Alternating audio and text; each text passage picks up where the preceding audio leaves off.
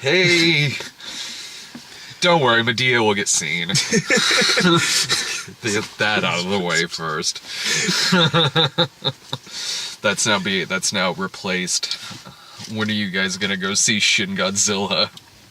It didn't come to Springfield. Really bums me out. I know, same here. We'll see it eventually. It just never came to Springfield. I mean, what, it had like a very limited release. Oh, but we got Kirk Cameron's Revive Us. And Barbie's Starlight Adventure. You know, you can't always get what you want. I as well love the Rolling Stones. Been cracking out that Big Chill soundtrack. You know, yeah.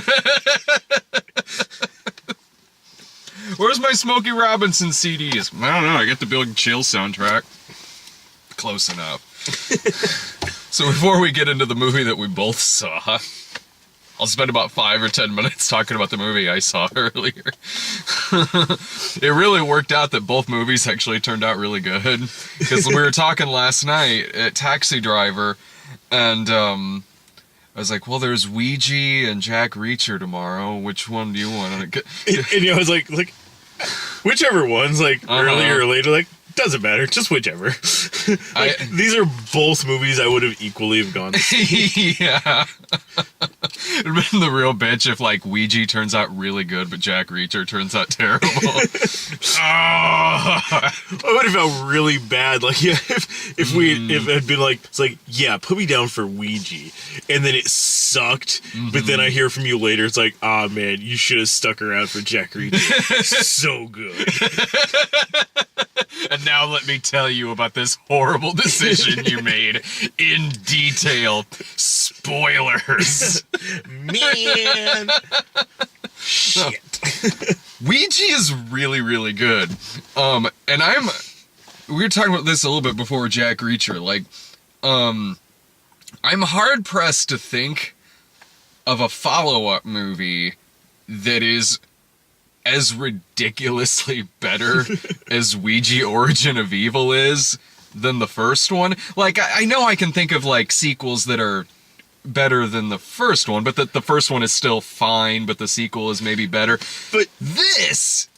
but yeah, I mean, it's like saying, like, well, Empire Strikes Back is a better movie than New Hope, but it's not like New Hope was, like, Battle Beyond the Stars. Yeah, exactly. And then it was Empire. Yeah, no, this is seriously like if Halloween 6 was the first movie and the sequel was John Carpenter's Halloween.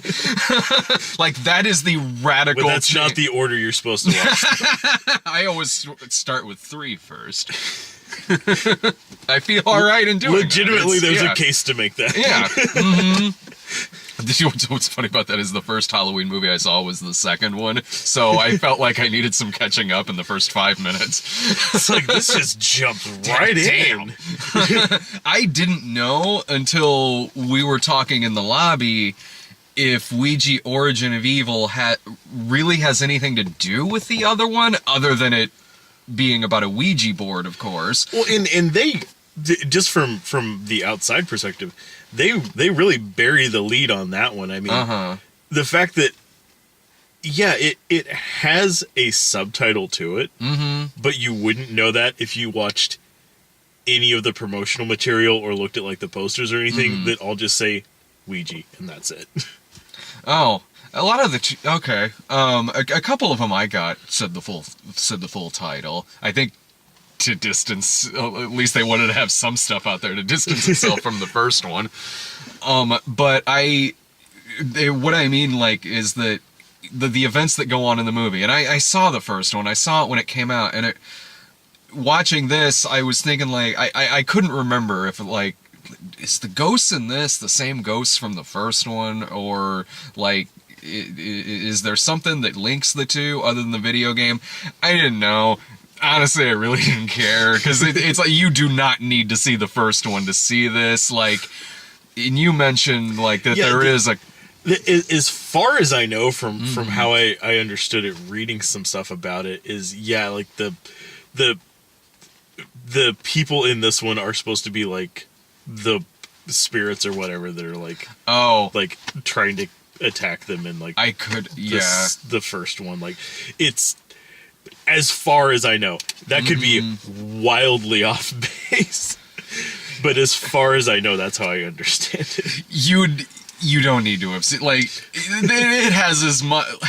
You need to see the first one to see this as much as you would need to see, like, fucking Ouija Experiment on Netflix in order to go see this movie. I have seen that movie twice now. I was with you the second time you saw it. I didn't need to see it either time. Still haven't seen the sequel yet. I wonder if it's any... I wonder if it's drastically better. I highly doubt it. But who knows, you know, like that first one was on par with like those 1313. Yeah. Like, it was everything but being like gay Ouija experiment. So, yeah. I mean, it would almost have to be better. I would assume, but I've been wrong before. We'll have to check it out sometime. Like, this... I can't stress enough how much better the quality of this film is. I really can't. It is like if, like, oh, they released a sequel to The Apparition and it's The Shining. Like, I can't think of where something was just universally panned and hated. And here and then they do another one and they're like, you know what? Let's get actual filmmakers involved this time. That's like, you can tell from frame one that like the difference in quality is huge. Cause the first one is like just this conveyor belt horror movie just churned out into theaters made by nobody.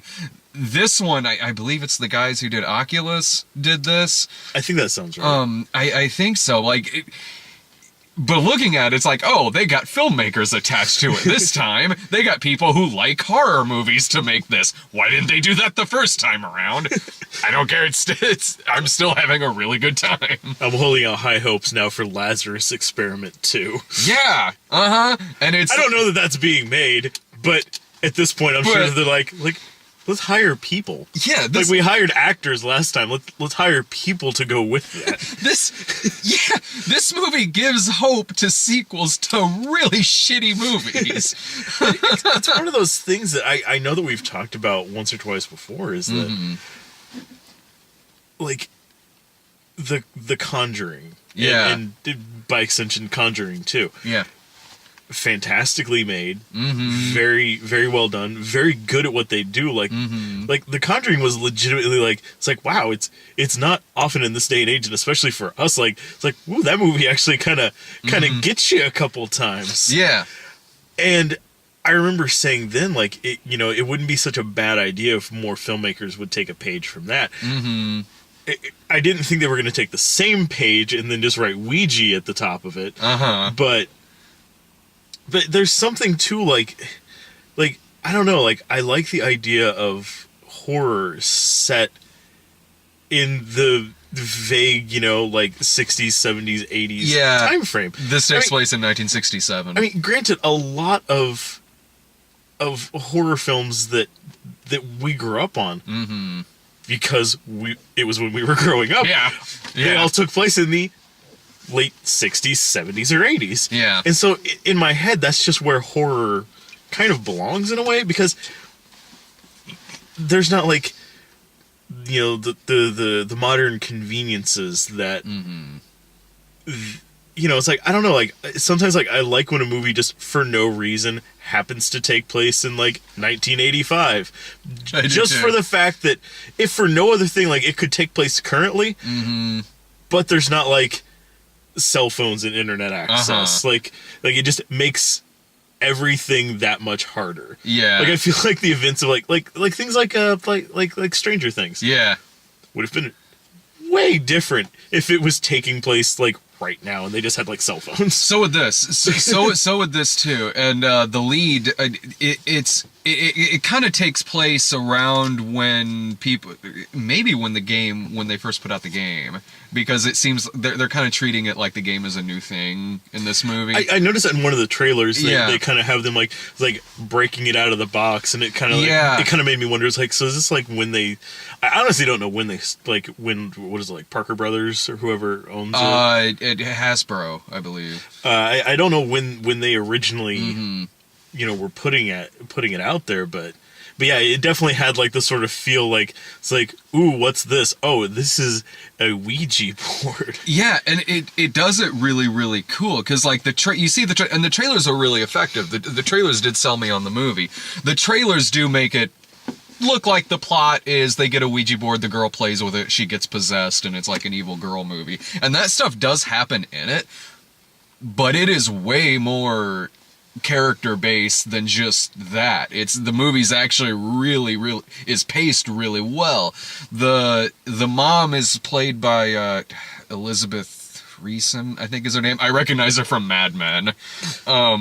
She was the waitress in the last season of Mad Men, and which makes me think like, oh, is she playing the same character? But no, she and the two daughters. The dad's passed away, and they run this psychic. What's the word I'm looking for? Like a medium, yeah, or something like that. Yeah, they run that out of their house.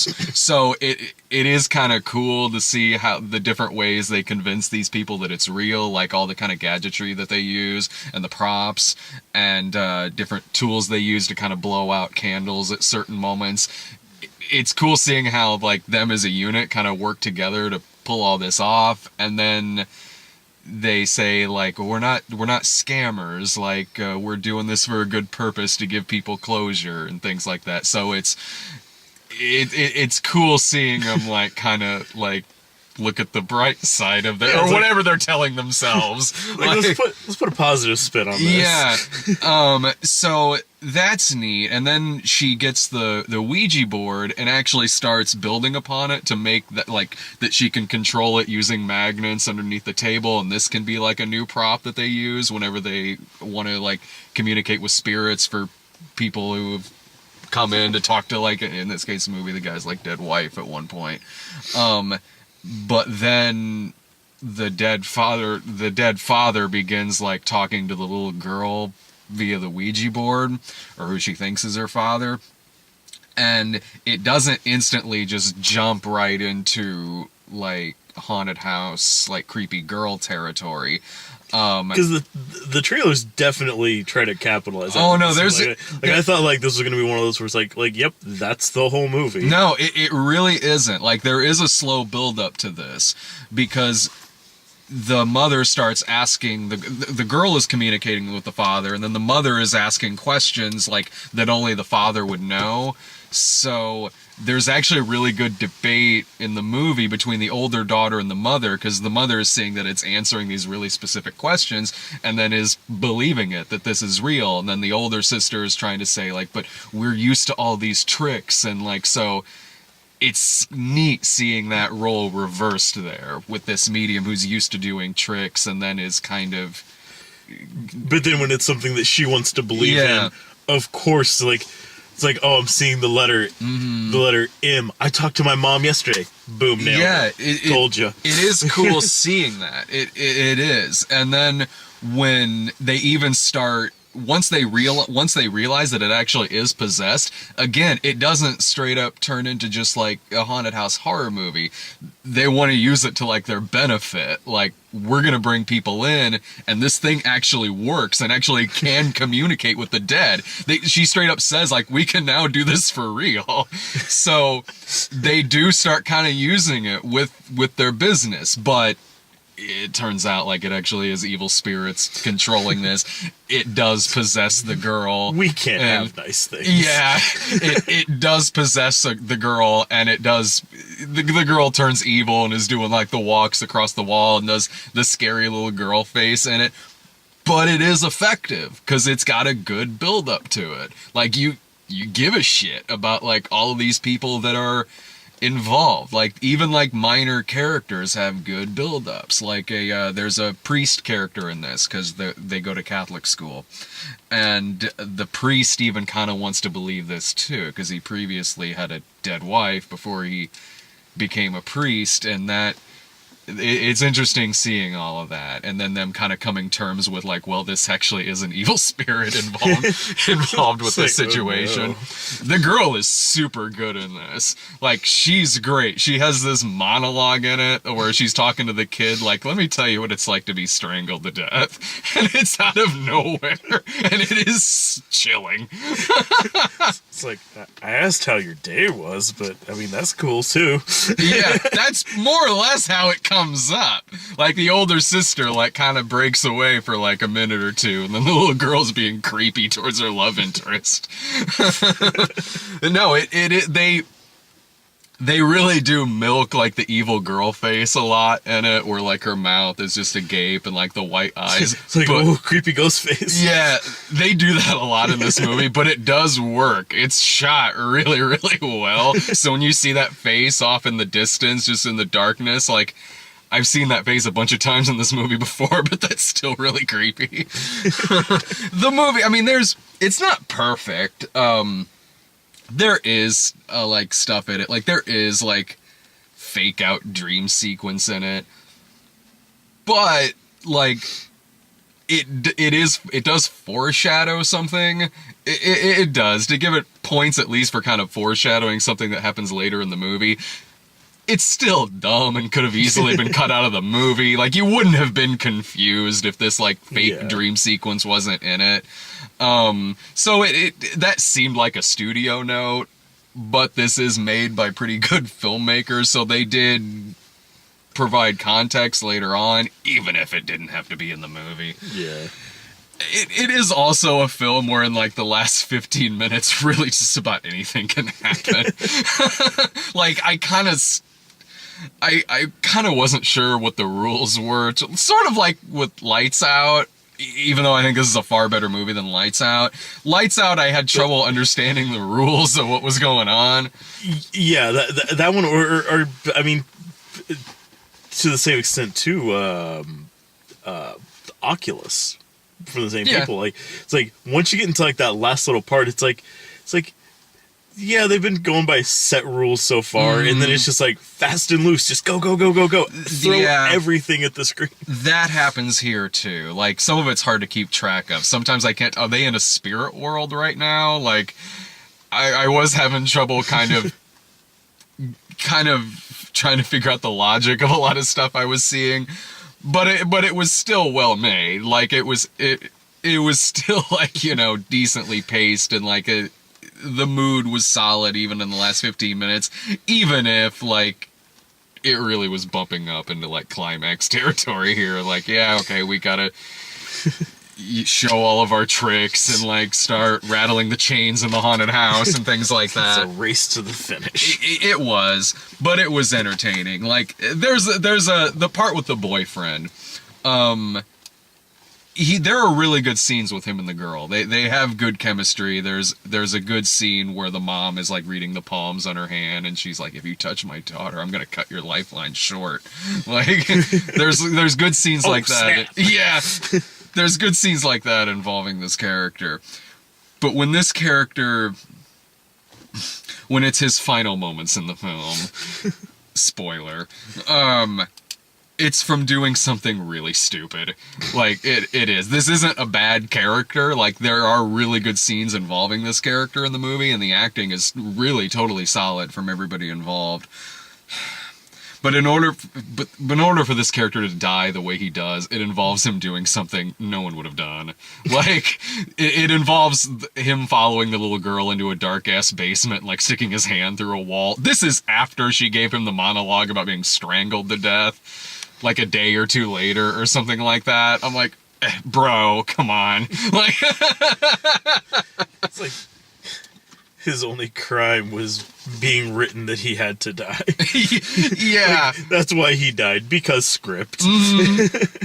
They do a cool thing with his body later on. Like, his body has this kind of funny jump scare, because his body's just like hanging there, but then later on it kind of jumps out. Like, that was kind of effective. Like, it didn't make up for the fact he died in a stupid way. I do wish, you know the part in the trailer where the kid slingshots himself in the face. Oh, yeah. It's a really good part of the movie, but really when it's in the movie, it's what you see in the trailer. That's not really followed up on at all. The fact that this kid just shot himself in the face with a... like, really, that's kind of the end of that? Is that scene? I would have liked... And then he put his eye out with that thing. Yeah, I would have liked a little more of a follow-up to that. And there is, like, a couple of times where the PG-13 kind of hurts it a little bit. There's a part where someone gets their mouth sewn shut, and it is literally bloodless. This was it in the end when there was so much shit going on where I'm really having trouble following, like, what's real and what's the spirit world and why is the sewn mouth bloodless? Alright, PG-13. But, it's not a perfect movie, but it is really solid. Like, it is really entertaining. It is creepy as shit. Like, it is first and foremost about, building up these characters, really giving them a story, giving them personality, giving them a reason for doing everything they're doing in a really non-predictable way. So it is a very, very effective movie. So I definitely do recommend, the movie. I think you're gonna see it. Now watch the first one first, you'll be lost. Well, yeah, see, I gotta play catch up. Did you see the first one? I thought about it a couple times, and then I remember that it was pretty much dog universally panned. Yeah. And then I didn't. Yeah, the first... And then I watched Ouija Experiment again. The good one. Honestly, man, gun to my head, I don't know which one I would fucking rather watch. Ouija Experiment or the one that was... Honestly, Ouija Experiment was probably easier to at least talk during. The one that was theatrical, the one from a couple of years ago, God, fuck that. That was... It's... Again, like I said, I'm hard-pressed to think of something that was so universally bottom of fucking Rotten Tomatoes panned. And then last I checked, this one's got like a 90. Jesus. No, it is, like I said, like... It's not just me. Like, this is a really solid movie. I know. I'm having trouble, too. There has to be something. I can't fucking think of it. Uh-huh.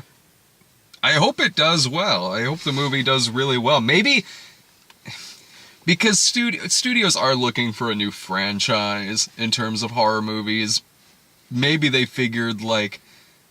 Let's just try again, only this time let's make it good. Let's actually try this. Yeah, then maybe we can get a franchise out of this. It's Halloween. It's a solid, scary movie to go see. It's one of the better horror movies I've seen this year. It's not a perfect movie, but where it counts, in terms of character, plot, filmmaking, whether it's creepy or scary, it does all those things, and it does it well. But is it better than the Witchboard movies? Well, it's been a while since I've seen those. I need to go back and revisit them. There was one of the Slumber Party Massacre movies that used, or maybe it was Last Slumber Party, I can't remember, where they used a Ouija board and they used it with cut up pieces of paper and a shot glass. Shot glass flew against the wall. Ah! Trying to think, which one of the Amityville movies was that? Was that Amityville 3? Fuck. Because I think it was the one with Meg Ryan. Oh, that's 3. So yeah. Okay. We're like... Yeah. Yeah, except like instead of like the planchette, she's using like a wine glass or something. Yeah, alright, yeah. I remember that. I think they don't call it a Ouija board, they call it like an angel board or something. Of course. It's the Amityville board. Get out. Well, so yeah, my final thought on this, I recommend it. Go check it out.